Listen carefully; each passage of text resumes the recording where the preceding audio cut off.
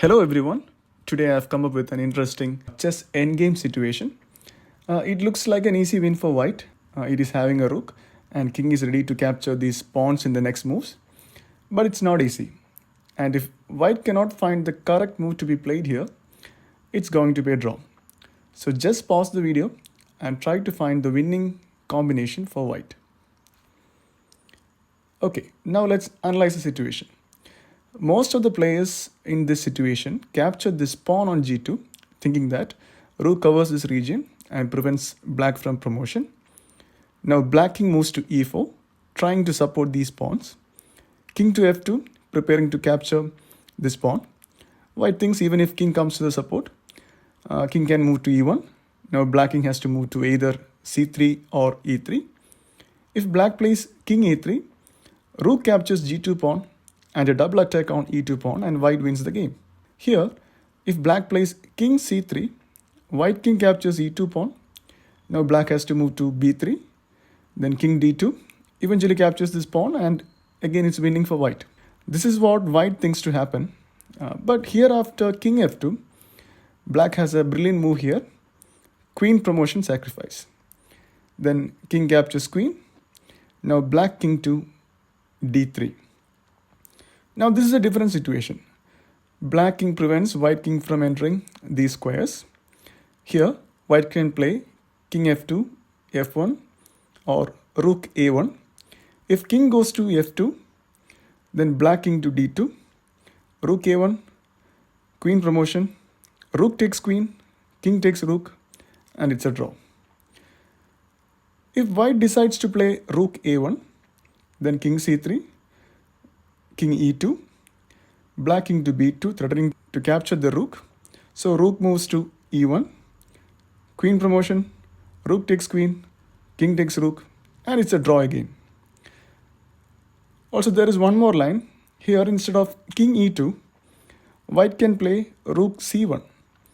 If black king moves to b2, then king c2 is winning for white. So black king goes to d3. This is the starting stage of the entire situation, and it is also not winning for white. This results in repetition of moves. If in this situation, instead of capturing with king, if rook captures the pawn, thinking that this can make a difference, then black king moves to d3, supporting the pawn. Rook to c1, trying to block this pawn promotion, but king d2, then rook a1, queen promotion, rook captures queen, king captures it back, and result in a draw. Instead of rook c1, if rook goes to e3 check, king can go to d4, rook e1, king d3 again, rook e3 check, repetitive moves, and this also ends in a draw. So this is what happens when you capture the g2 pawn, and most of the players fall for this. So the winning move is king to f2, leaving the pawn untouched. Now black king to e4. Now white can capture the e2 pawn. This allows white to control these critical squares. So black plays king d4. White has a few options here. Let's see one by one. King f2, going after the g2 pawn. But this allows black king to d3. After king capturing pawn, black king to d2, rook a1, queen promotion, and it's a draw again. So instead of f2, white plans to move his king to d2. Then black king to e4. Rook cannot capture this pawn because it allows queen promotion on the other side. So king captures the c2 pawn. Then black can play king f3. Now rook coming to g1, and it is also a drawn situation. So here, after black plays d4, white has to find another move to win. So just pause the video and try to find the best move for white in this situation. Okay, here there are more than one move that white can play to win from here, but it's definitely a rook move. Rook can go to e1, g1, or even d1 to win from here. So let's take rook to g1. Black has two options, c3 or e4. If king moves to c3, white king can move to e3.